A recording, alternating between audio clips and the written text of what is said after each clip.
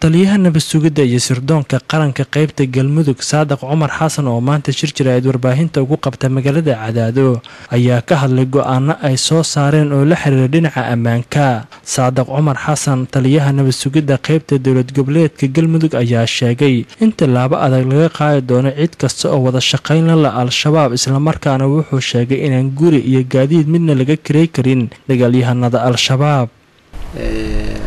waxaan rabnaa dadka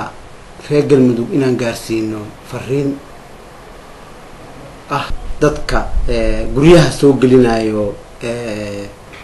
kooxda ugus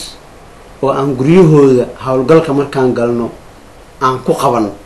oo ninkii inta soo baxa gurigiis geliya sidoo kale waaye gurigaas waa la wareegaynaa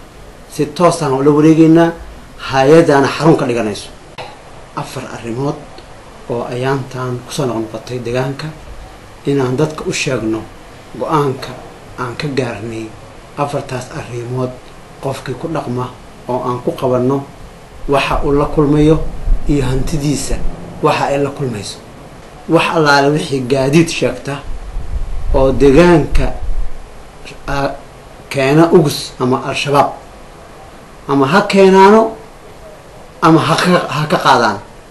gaarigii aan ku qabanno isaga oo wada qof shabaaba ama xiriir la sameeynayo inuu qaado oo uu maaragtay service u sameeyo inaan la wareegin asaguna inuu xabsi mudanayo. lambar 2 3 waxaan rabaa inaan gaarsiiyo fariintan dadka agensiga ah oo diyaaradaha rara oo ka rara galmudug dad baa dad soo dilayo dad bay soo dilayaan waa dhaawac biraa ku yaallo midiyaa ku yaallo way u imaanayaan tiiday ka goosanayaan diyaaraday saarayaan. waxaan rabnaa dadkaas qofkii qof dhaawaca rara waa inuu ka hayaa yuu la dagaalay yaa asaga dilay asaga yuu soo dilay